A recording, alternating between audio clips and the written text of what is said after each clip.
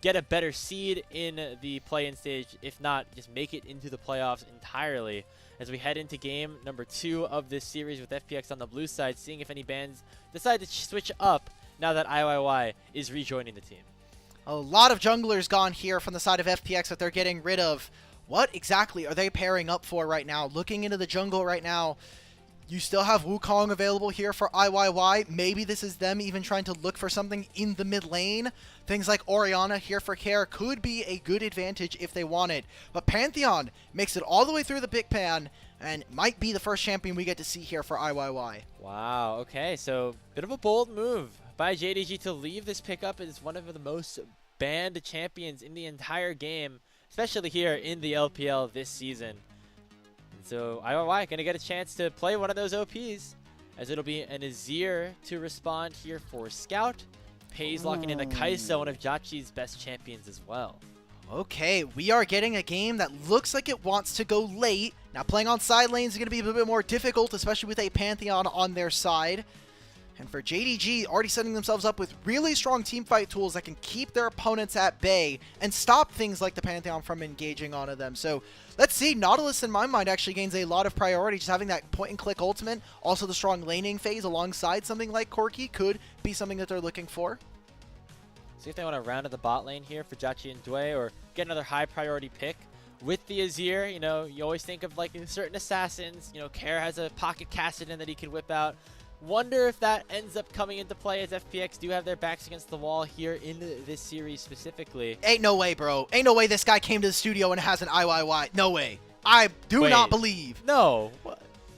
That guy had that. There's no way he knew this was going to happen. This guy's lucky day. He comes in wanting to root for IYY, brings the poster, even though he's not in the starting lineup, and then, wow. I mean, or he's just prepared for everything and just has... Yeah, or all the fans, or the FPX fans rightfully had all of the banners. That's probably more likely, but still, our headcanon is way funnier here. So it is going to be that Nautilus, so point and click engage, and more so tracking where this Azir and Kai'Sa can land. JDG are going to answer with a Nico, which we have seen has been nerfed multiple times, still one of the strongest lanings for a support champion. And with a Kai'Sa, I wonder if we're going to be getting any kind of early skirmishing. Would be something that really tests the duo of Peyz and Jwei early. Yeah, I mean, it's whenever you play double range in the bot lane, it's always a little bit of added intricacies to make sure that you're fully taking advantage of the 2v2.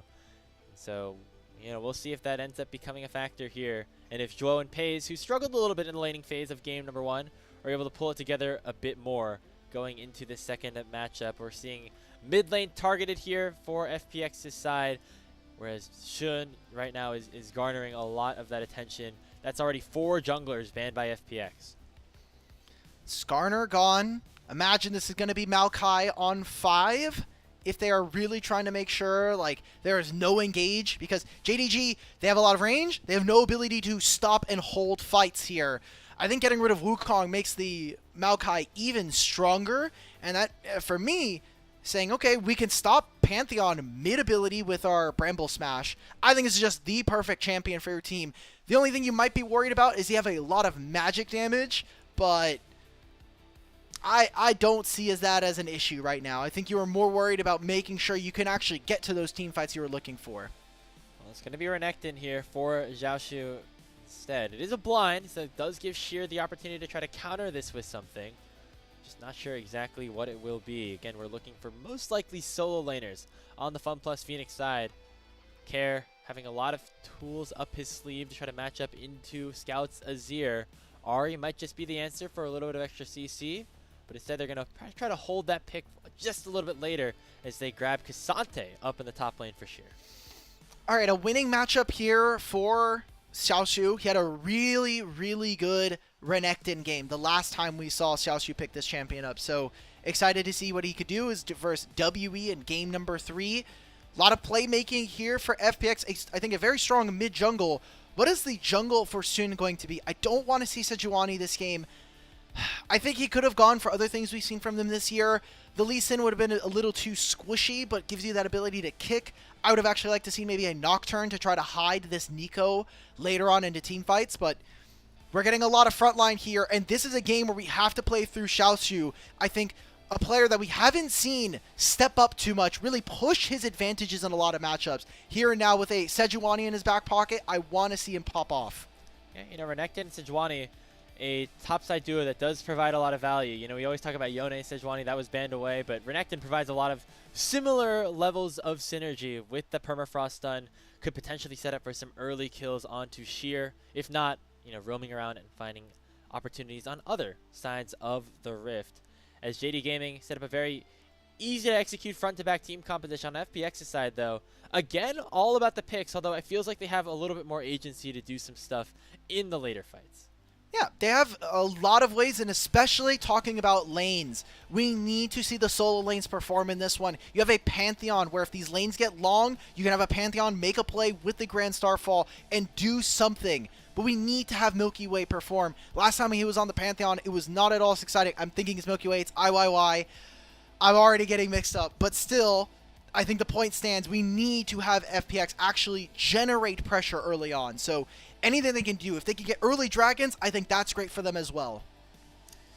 I think they're going to need a little bit more than just that. Going to have to, you know, pick up some kills as well, which is something that they were severely lacking in that last series against, in the last game, I should say, against JDG. Want to avoid the full season sweep against this team in the regular season. They already got 2-0'd by them earlier on. Bringing in IYY, they try to reverse some of that fortunes again as we're on to the Rift for game number 2.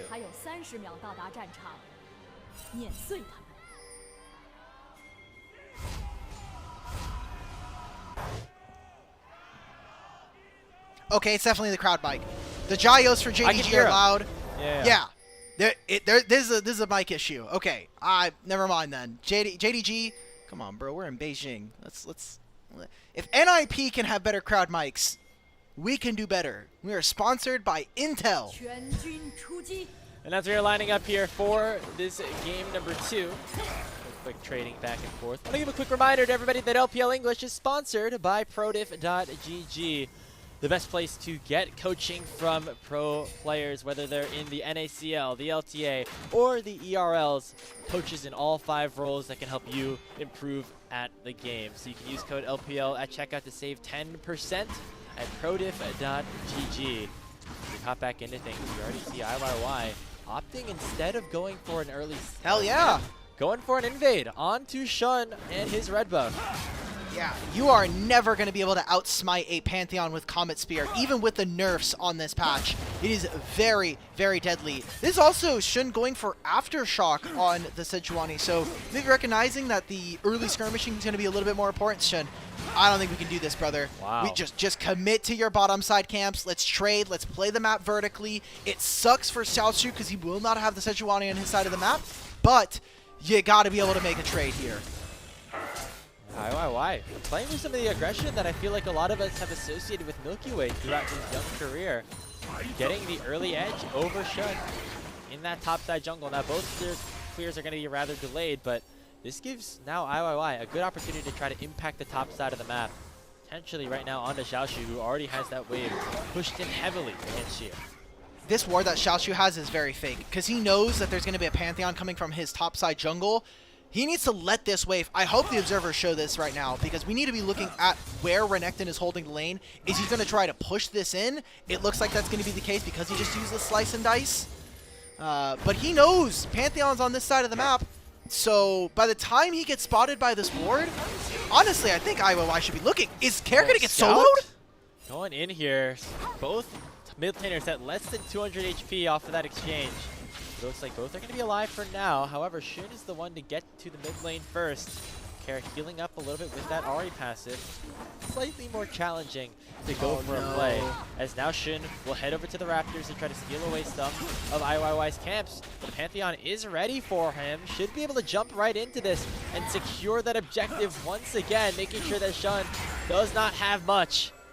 And he's going to force this Sejuani back out of here and to control the bottom side of the map as well. And now Shun knows, okay, he reset, went towards his bottom side camp, or went towards, now to try to counter him on these camps.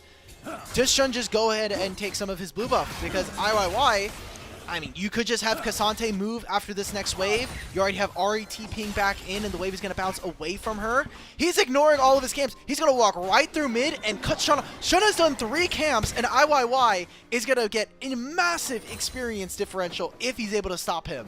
He has 5 camps in his own jungle still left alive to take, and they're much easier for him to take than somebody like Shun, who still is not in a good matchup, Pantheon versus Jwei, in terms of that dueling power. So IYY already providing a bit of a spark. I mean, we love Milky Way and we love what he was able to do for FPX last season, but so far it's looking like IYY might be the smart substitution.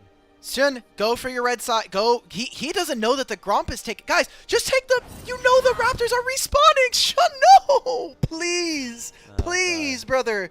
Oh, yeah. IYY still has those 5 camps that we were talking about. So finishes his blue, Gromp into his wolves. He'll take his red buff afterwards, and he is going to be supercharged. He is going to be very close to hitting level 6 by the time grubs spawn, if not already before the grubs spawn, and that is going to be, I think, a massive game changer if they can use a Grand Starfall early. IYY, again, kind of brought in last minute to replace Shadow from the FPX Academy team. Had an adequate showing in the few games that he got at that level. And now getting another chance, even though they brought in a player like Milky Way to effectively replace him. Jwei missing 2 straight dredge lines in this 2v2. Not the best way to go for an improvement of what we saw in game number 1. I like the idea, though. The first one obviously misses, but as long as Jwei doesn't have the Nico clone, it is actually really tough for JDG's bottom lane to walk forward, because that is one of the tools you can use to try to block the hook. Unfortunately, Jwei misses both, but I don't think it matters all that much. As FPX, they get priority from the bottom side. IYY now finishing his last camp here of his first round. His Raptors are not going to respawn until like 7:38 minutes into this game. So that'll be his second set of Raptors on his side of the map. And they're looking to contest on the bottom side with this massive experience differential they have in the jungle. And Shun right now, you look at the minimap, there's nothing for him to do. He's basically playing River Shen at this point. Not farming anything, just trying to find some advantages where he can, find some opportunities to clear out some vision. It's a bit of a glorified support. As IYY doing a good job to farm up his camps, go for the invade, play these aggressive lines. It's resulted in FPX keeping things close, at least for now. So with IYY having taken the first set of Krugs away from Shun, should mean that he knows the respawn timer there. And look at the ward coverage here from FPX. All towards the bottom side of the map. They want to see if they can either start this dragon or look to invade and catch out this Sejuani as they make the rotation. So IYY is going to get this dragon. So I wonder, I am not the biggest expert on experience from Dragon. I don't think he's going to hit level 6, but if he just walks through mid lane and steals it, like literally a single minion, he'll hit level 6 once he finishes his Dragon. Yeah. You actually predicted that perfectly. He's like literally 1 minion away. So that'll be very big to have that Grand Starfall for such a fighter out there. Neither first blood has been claimed just yet, but both teams now itching to get on the board and make an impact here in this one. Remember, we said FPX in general wants to be able to find early game plays, and they have been able to do so with IYY picking up jungle camps, but not necessarily in terms of finding ganks just yet. But that's fine, right? Like, we did say that we wanted to see a little bit more from Xiaoxu. He has barely a CS advantage into this Cassante, and he will still have a Sejuani later into the game. But for FPX, what did we see work for them in game number 1? Stack a lot of the Dragon, put yourself in good spots here. Hopefully now with an Ahri and a little bit more playmaking, they should be able to look for something, and maybe that's going to happen on the top side of the map. Grand Starfall already accessed, but Shun does have the level 6. I don't think they know this objective is really going to be able to be taken by them, especially with the fact that they're just split right now. Yeah, Xiaoxu is on the bot side, does not have that teleport. Should make it very easy for FPX to control. However, JDG with the Death Brush set up. Who's going to be able to face check this one first? 3 members. Jwei flashes forward and he dredge lines the clone. Nicely done by Jwei, but it looks like the assault will continue as the Grand Starfall comes in from IYY. They land the death charge on the Peyz, but he flashes away underneath his tier 1 turret and will go down without anybody on JDG falling. That is awesome. What I was gonna say is look at the experience differential between our supports right now. Jwei had ultimate, Jwo did not. That is exactly why we did not see JDG contest for the objective there. And all of this happening, Sheer does not have teleport until few seconds from now. He gave over a lot of gold over to Xiaoxu over this moment right now. That was 3 plates in the bottom lane and a full 2 or 3 waves going over to this Renekton.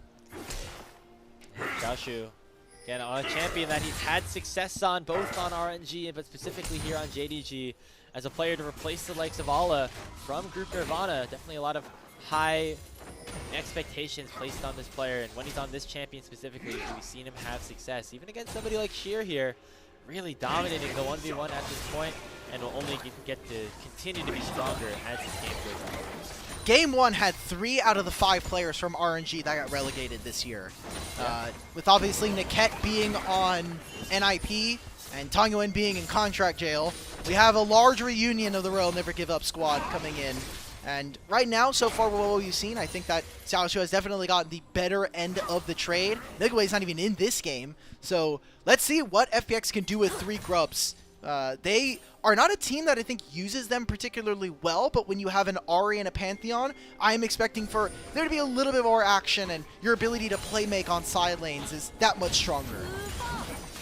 Fair has his ulti available as he maneuvers his way slightly towards the top side of the map after clearing out a wave, not going officially for a dive of any sorts.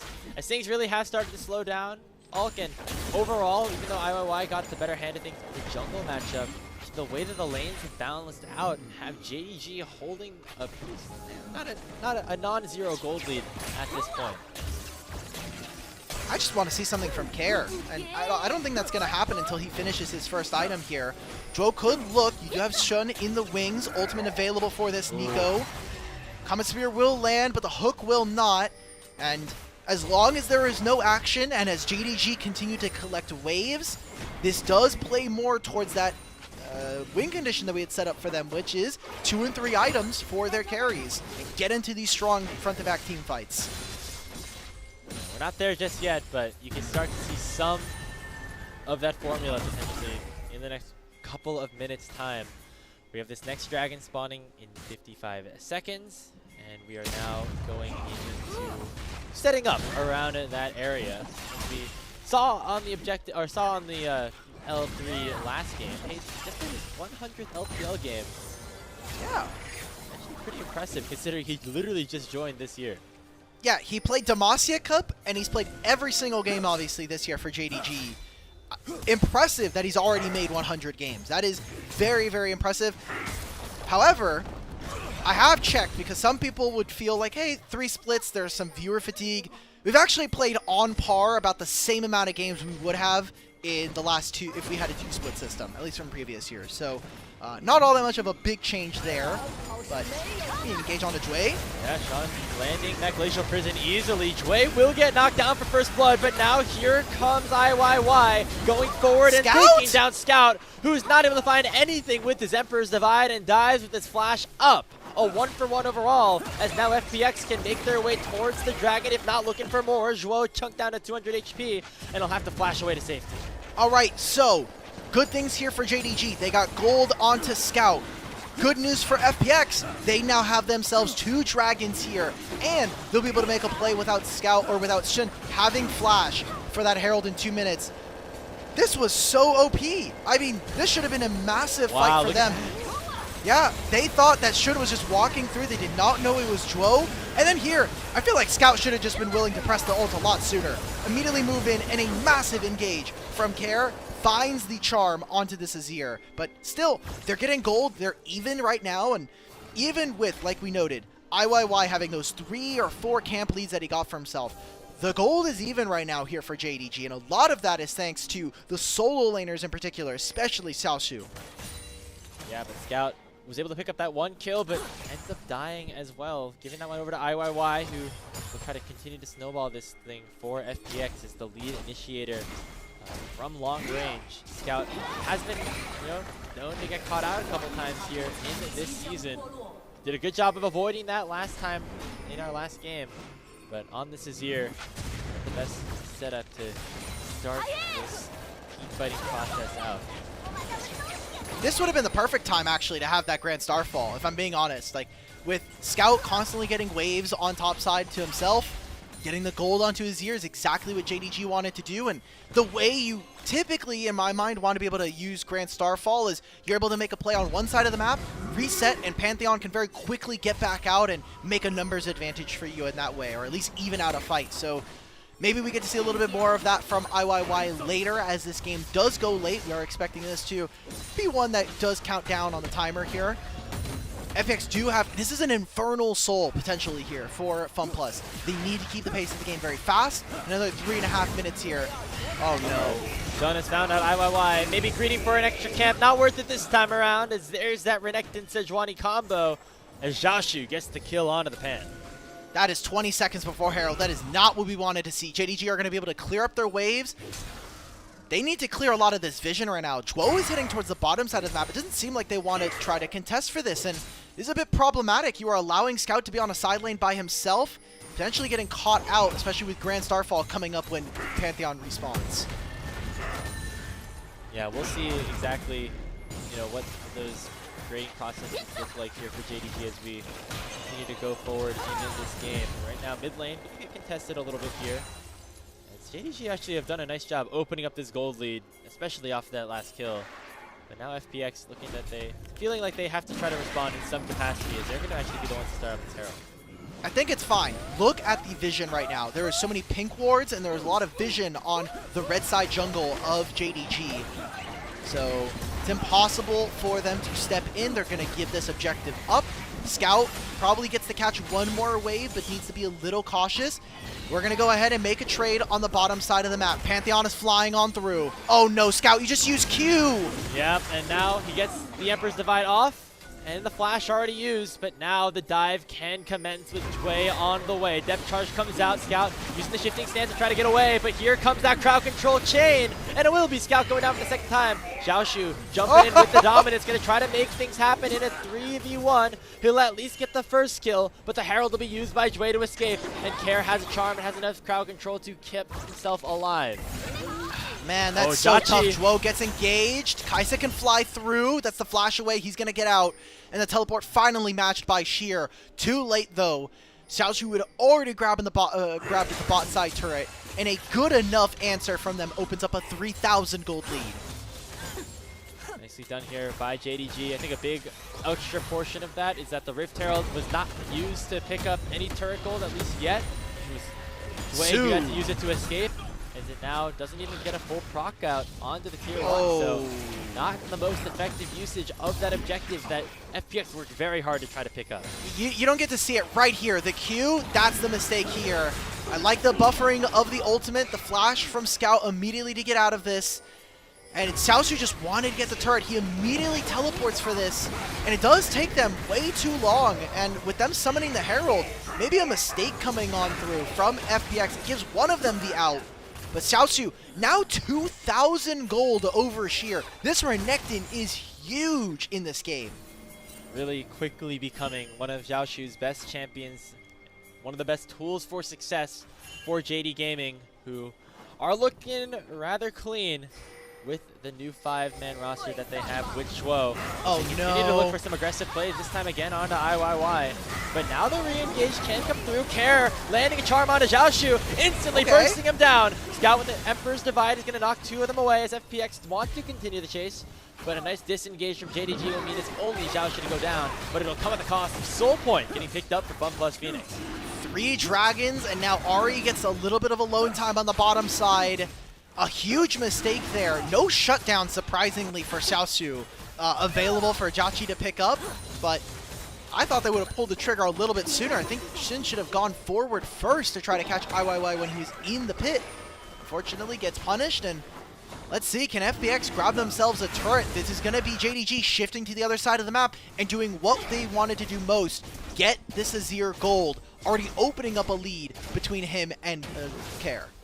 Is it going to be worth it if it comes at the cost of some of your other members not being as strong, or if Scout's going to continue to get caught out like he has been in some of these recent fights? We will continue to see, but overall JDG doing a good job at least keeping the gold in a still comfortable position, despite the fact that maybe they took some fights that they didn't feel like were the most necessary like we see. Like here, that's already too late. And obviously they don't know yet that Kara is behind. Oh, I did not see that Shud absolutely whiffed his ultimate here. And obviously the slice and dice right into a Nautilus hook. Not the best. So let's clean up the play, boys. If you are a JDG fan, you are still expecting yourself to be really comfortable as this game comes on through. Peyz getting closer to his second item, and JiaQi probably another 5 minutes before he is ready with his fully stacked Muramana. Oh jeez, yeah, we're a long ways away from that at this point in the game. JiaQi staying even in terms of gold with Peyz so far. Again, that was our featured matchup, but not gonna be able to dish out those damage numbers that he has been very well known for, just in terms of the statistics that he has compared to the rest of his team, until we get a little bit later on into this one. Perhaps around when this 4th dragon does spawn is when FPX can try to pull the trigger a little bit more. But for now, it's JDG really controlling this area of the map. As they're setting up now for an Otacon that is about to spawn. You have Kaisa, you have Azir. You have to be able to start this Otacon on spawn if you really want it. They're going to push one more wave. Shen actually has a couple camps on the bottom side of the map, so it looks like that is not going to be the choice here for JDG. Kara is playing with a lot of respect. I feel like you should be willing, as Kara, constantly match Scout. You have the Grand Starfall. I want to see more plays where we can try to force out Scout, especially because after that play on the top side to try to kill him, he got his he has his flash almost back up. We've done nothing to punish this Azir. So looks like they're going to try to play off of the top tier 1, grab this for themselves. And there's a teleport flank ward here available for FPX. Setting up vision to make sure that if JDG started, they will know. Unlike what happened to them last time around. We are continuing to trudge along here, a little bit on the quieter side in this game number 2. I think both teams realize that they have decent scaling and can actually just play this one out as more as they feel like. And now it is JDG to start up the Otacon. And at this point, it's a good time for them to do so, as Jwei and Xia are still in base. They can't even teleport for this. Jwei is going to be a long ways away. Again, Kaisa, Azir, this Rift's already half HP, and it is only barely Care in the area. And there's his Azir turret. Here comes the teleport. It's in from Xia on the flank, but it's going to be far too late. IYY just walks into the pit, but he already is just going to see the Otacon fall to the hands of JDG. Now the fight can begin, though. A charm lands on the Shun. IYY going to stun him up, but a 3-man Pop Blossom comes through from Jwei, and the newer member of JDG going to try to break open this team fight. Xiaoxu dashing forward with the slice and dice, taking down Xia, flashing out JiaQi, and finishing off FunPlus Phoenix. That is a 5 for nothing, baby. A triple kill picked up for Peyz. And now they're going to be able to play on 2 waves, an entire wave here for Peyz to be able to play with, move into their topside jungle, get this mid-tier 1. That Otacon plus the fight afterwards almost guarantees that JDG are going to have a smooth coast into the rest of this game. Dragon spawns in a minute, and that is going to be a fight that FPX need to win. I don't know if they're going to be able to at this point, all, because that might have been the backbreaker at this point. It already was tilting JDG in terms of the gold, in terms of the momentum. This is going to seal the deal. Just the Otacon giving so much experience. It is a game breaker. I can't wait for this thing to get nerfed in the next season. We'll see. And then this Pop Blossom from Jwei, make or break in the fight. And from here, it is so easy for JDG to just slowly take down the HP bars. Feel bad for Peyz. If he doesn't get caught mid-air of that charm, maybe it's a pentakill, but that's me just picking at straws here. Might have another opportunity to do it, as still another couple of fights that are going to have to be won by JDG if they want to close out this season sweep over FunPlus Phoenix across both ends of the double round robin. FPX still have an angle to try to pick up this Infernal Soul that's spawning in about 5 seconds time, but JDG are prepared for it. They're up 6,000 gold, and they've already found out IYY. Did not get hit by the Glacial Prison, but now going to get collapsed upon by Peyz. And he's just going to keep alive for a little bit longer, but finally Xiaoxu will knock him down. First casualty in favor. Scout with the Emperor's Divide will land it onto 2. Pop Blossom not going to find too much, but Peyz with the killer instinct will dive into the back line. Try to take down JiaQi and do so successfully. And it's another 4 kills in the hands of JD Gaming. Carrick trying to take down Xiaoxu to make it some sort of a reprieve but FPX just continue to get slaughtered in this series. Too much healing, the Dragon's gonna go over, and another fight here where we do not see FPX working as a 5-man. IYY is too far up. I can't wait to take a look at this replay because this is another game in a row where Jwei is absolutely invisible so far in this Nautilus. Watch what he does here. Walks up. I don't know what we're spacing. Q into the wall. We have nothing. The ultimate onto who? Who are we putting the depth charge on? Who are we waiting on? We've already used all of our spells. We're in the middle of 5 members and JiaQi cannot hit. Kara cannot find the damage. And that just is going to be the series coming on through for JDG. A strong 2-0, but one that they needed to take considering how much they've been faltering here in Split 3. And depending on how this series looked, we were considering JDG to even be a bottom 2 team in the LPL. Like, if FPX looked better than them, having taken wins off of them in IG, like, conversations would have been had about where JDG really did place and if this roster change is going to do anything to save them. And you could credit Jwei or not, and credit the rest of the players on JDG, I think just as much. I think Xiaoxu's had a great game, Peyz playing very well. But JDG, they want to prove that they belong in that upper echelon, in that top tier of teams in the LPL like they were expecting to be in at the start of the year. And this is Xiaoxu pushing his advantage on the Renekton. 40 CS up in the matchup here and doing incredibly well to get into the faces of FPX. That's a catch on to Care. That's a flash of the Ahri gone. That might be enough for JDG to just start this Baron on spawn. I mean, they feel super powerful at this point in the game. Would not be surprised to just go for it, but trying to play things a little bit. Looks like they're trying to position into mid. See if Jwei or JiaQi are going to walk forward. They're on vision here. No one else from JDG is spotted. Scout's going to get a top lane wave. They're going to reset, go back to their minion waves here. Do FPX look to force? They just saw Nico respawn, and with that single ward next to the turret, it's not going to be enough for them. I mean, Peyz has 3 items. You have almost 3 items here on Scout. He is getting very close to finishing what looks to be his Zhonya's Hourglass. As soon as that item's completed, I would fathom that this game is really difficult to win from this position. Already is here for FunPlus Phoenix, who have not been able to find much momentum in Split 3. Remember, in Split 2, they started up Group Ascend 0-4 before starting to win a couple of series in a row. Have not been able to find that same level of momentum, at least just yet, to go on that second half surge. And as the second half, second round robin does begin, the answers are starting to run dry, and FPX look like a team that is destined for that play-in stage, maybe even an earlier exit here before the LPL Championship does begin. Now, positioning around the Baron becomes the name of the game. Scout and Xiaoxu hunting. Shun has his Glacier Prison up in 2 seconds. Oh, Jwei's dead. Immediately onto Jwei, and Jwei goes in with the Pop Blossom as well. He gets bursted down, and now Sheer goes all out, gets sent back in by Scout, and it's already a 2-for-1 in favor of JD Gaming.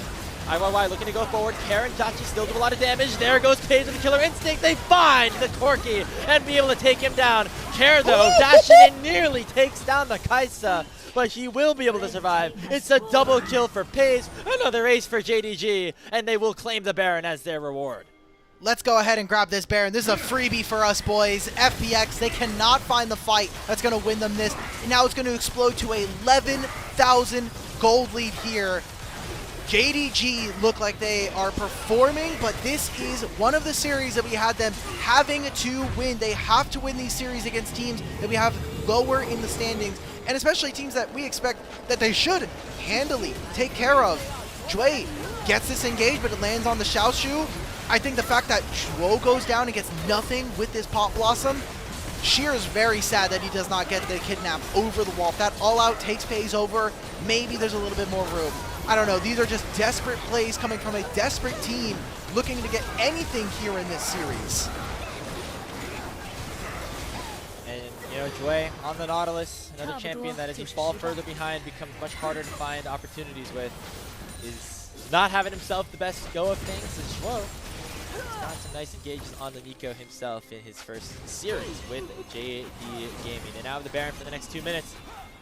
Do what they did in game number 1, slowly and methodically try to choke out FPX and give themselves the win. Xiaoxu's going to push on 2 waves. I love this play. Keep using the Baron. It's up for another 2 minutes. We do not have to start the Dragon that spawns in 15. Let's put our opponents on the timer here. We can look for an end if multiple members go down. Any kind of team fight here from JDG ends up in a win in their position. Now with the Azir turret, I mean, FPX, they got so close to Souls twice now, and it is not panned out. It's interesting to see JDG play a little bit more on the reserve side. I feel like if you have Baron buffed and you're up this far ahead, why even bother taking the Dragon if you could just try to win it right here? But they want to make sure they cross all their T's, dot all their I's, make sure that they are in the best position possible. Get up to 3 and 5 in the standings and put themselves back into contention for potentially reaching into that top 4. It's crazy. A team like JDG barely even looking to be in top 4, much less a like dark horse to win, right? Like they're not even expected to really go far in these playoffs. Xiaoxu's looking for a blast cone. Can he make it happen? Kara's on a flank. It's not on vision here. But that clone from Jwei is proving to be so problematic. Jwei can't find an engage. Kara is like, am I going to charm a clone? This would be the worst case scenario for us. So he charms Shun. Still not going to work out very much for him. And now IYY is going to get targeted. And Shun will finally get some revenge from all the camp stealing that IYY did in the early game by getting a kill onto him at the 30-minute mark of this game number 2. Now a numbers advantage opened up for JDG. They have the Baron buff for 1 more wave. It doesn't look like they're going to be able to use it to break open. What are we doing? Some of this positioning, you were like, hey, we have Baron. Why don't we just push the waves?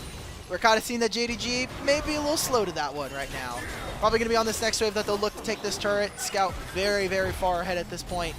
And we're just watching to see how JDG close this one out with a 12,000 gold lead with a composition that we see as really, really dominant versus FPX even as we go later. Closing it out is going to be the important part. We've seen JDG stumble against better teams, and FPX have been, not to say the worst team here in Group Ascent, but that one upset versus IG, we're really cashing in. This is like the split 3 variant of Thunder Talk beating BLG. We're like, okay, maybe they got some sauce. But there was also a little bit of precedent from Split 2 that we're throwing into this FPX core as well. Yeah. Obviously, it's not the full same roster, but yeah, it is looking more and more like a bit of a fluke series against IG than anything else for FPX, who continue to find their struggles against basically every other team in Group Ascent. You know, maybe JDG doing us a bit of a favor here on the broadcast and for you guys at home. Remember, hey, we only got probably only 4 games today, so they're just making sure you get a little bit extra content. Don't say it yet, please. Hey, if it happens, it would be a great game to watch. So I'm welcoming it at this point. My East Coaster is telling me that he's welcoming it at 9:30. Yeah, yep, there we go. Great job. You heard it here first. Graves would love for the series to go long. We're already 32 minutes. Our first game was like, what, 35, 40 minutes between NIP and Ultra Prime. So let's see how much more magic they got. It looks like JDG are going to already have lost their Baron. Is this strong that they could come back from something like this? You sure? There's almost a 3,000 lead in most of the lanes, and Xiaoxu is 5,000 gold over She has 2.5 items. And Xiaoxu is at 4. He has a GA already completed. All the more proof. It's gonna be very difficult for FPX to find any comeback angles here. As you know, some of the items can come in. You could say, wow, JiaQi's almost getting his IE, but hey, Peyz has been at 4 items for a while now. So is Scout. They're just waiting for these next objectives to spawn, this Baron in 50 seconds, and that is where JDG will then make their eventual game, or attempt to end the game. Via Surely we could have sieged long ago, but remember, JDG have been a little bit lackadaisical on when and where they play their side lanes, and if they can push up, it's very difficult, again, even with this Pantheon. If they have Pantheon and Ahri, even with Scout being level 18 already, I have a hard time imagining that FPX cannot find a kill. At the very least, force a summoner spell out from him. So, Dragon spawns at 45.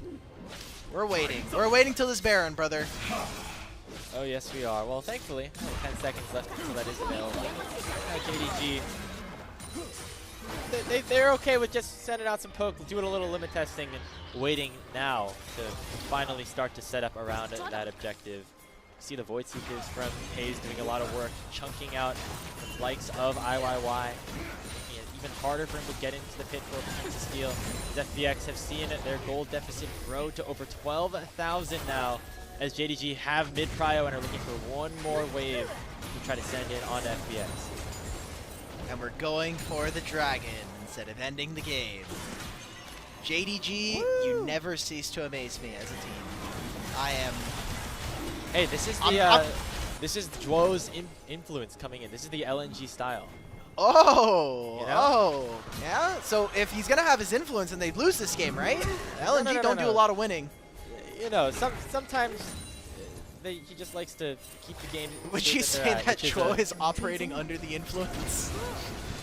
No, that's not what I'm saying at all. I'm saying that we have a good chance here to start another engage here. As Shun going in with the Glacier Prison onto Sheer. Jwei finding a depth charge onto Peyz, but he cleanses out and should still be untouched for now. That's one kill. Now we will go in and look for a second. Killer Instinct for a third. Peyz looking to do another pentakill moment. They're looking just for IYY. Scout's going to try to buy some time. Send the Kaisa in to try to hand Peyz an LPL pentakill.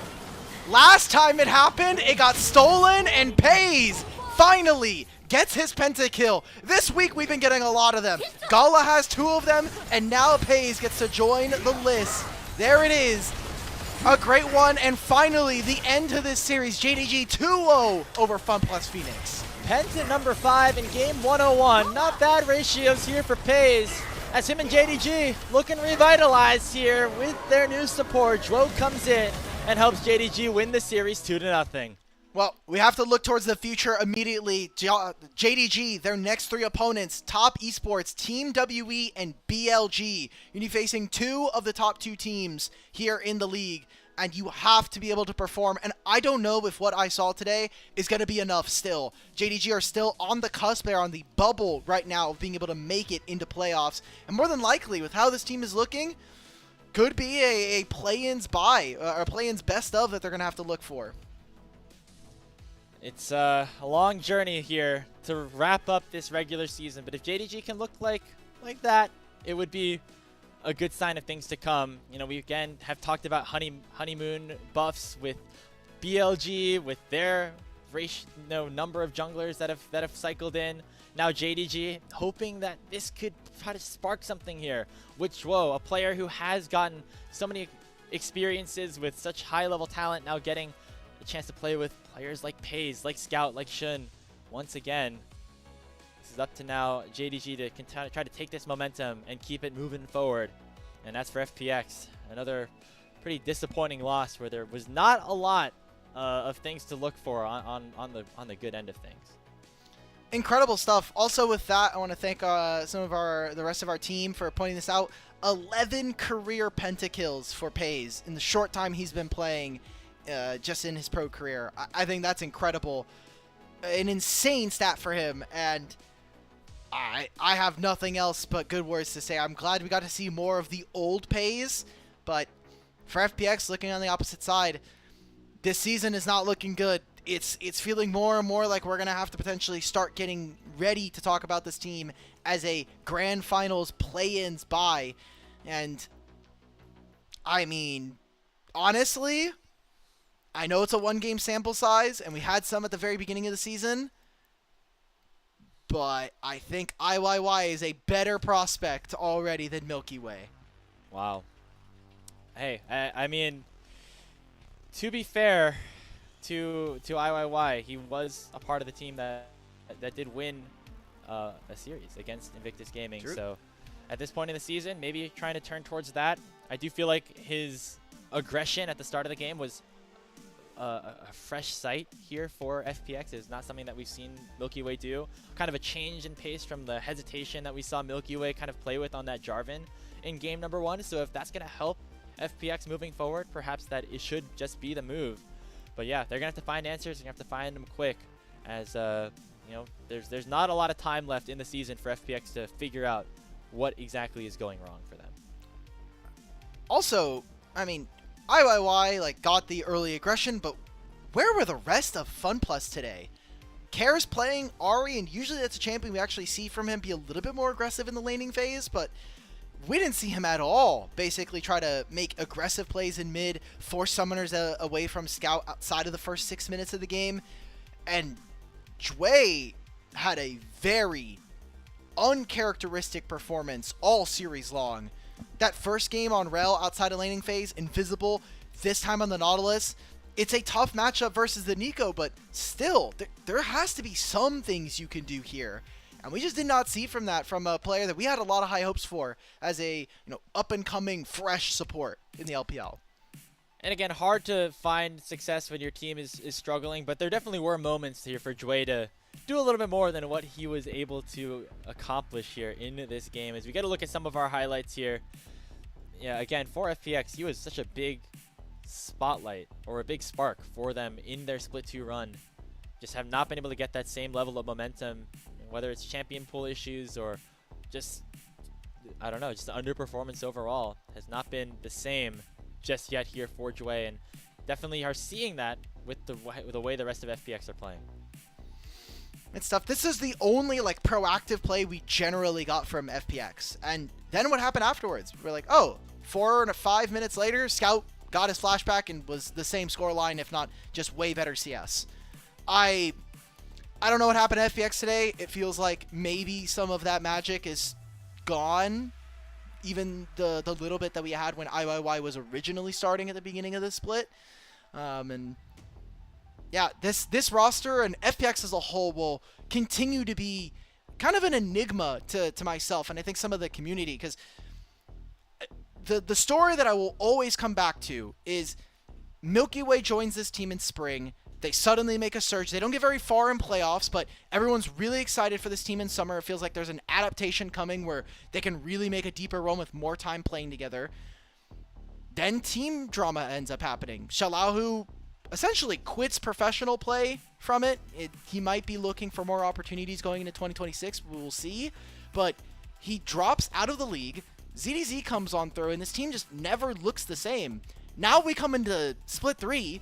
We had a team that almost made a run in playoffs, looked really good in the regular season despite some of the pieces they had. And then we kick Shadow for no reason. This wasn't like a BLG snatched him away and was looking for another jungler. He left the organization. There was a difference between him and management. They also got into it on social media. Jwei was like, oh, I thought we were supposed to hate each other. And he's like, no, you and I are good friends. They were joking about it. Like, they tore apart this team again going into summer. I don't know. GM diff. Yeah, there's not much else we could say. I feel like the way that FPX function relied so much on how Shadow was able to lead the team to, force plays, and sometimes they worked out, sometimes they didn't. We're just not getting that same level of identity here on the FunPlus Phoenix side for split number 3. Even though we think highly of players like Milky Way at times and what they've been able to do for FPX in the past, just doesn't hit the same. And that's kind of been the problem for FunPlus Phoenix, as they have to try to go back to the drawing board, figure out what the solution is, whether it is whether it's with this jungler or the other, or just some changes in their drafts or their play style to find any sort of momentum and try to avoid being in a situation where they're getting knocked out by a team from Group Nirvana, which is seemingly a very real possibility at this point. They're probably going to lose against EDG. I see this pan. This tells me we're getting close to MVP.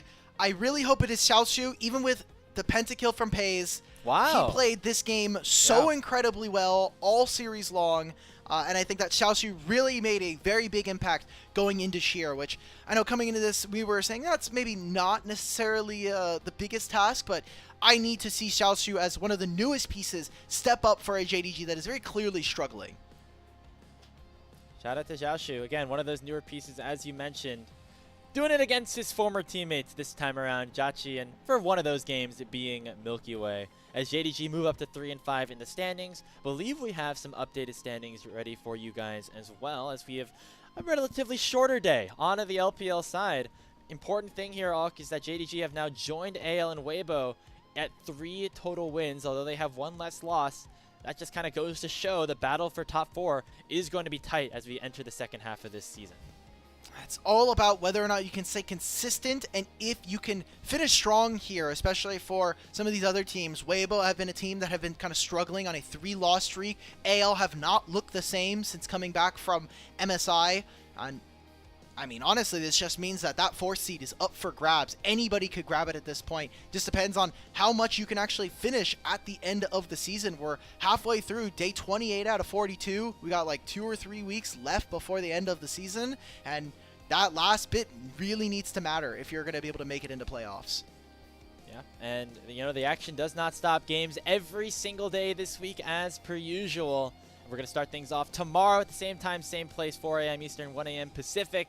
LGD taking on NIP and Group Nirvana, and then Weibo Gaming against Team WE after that.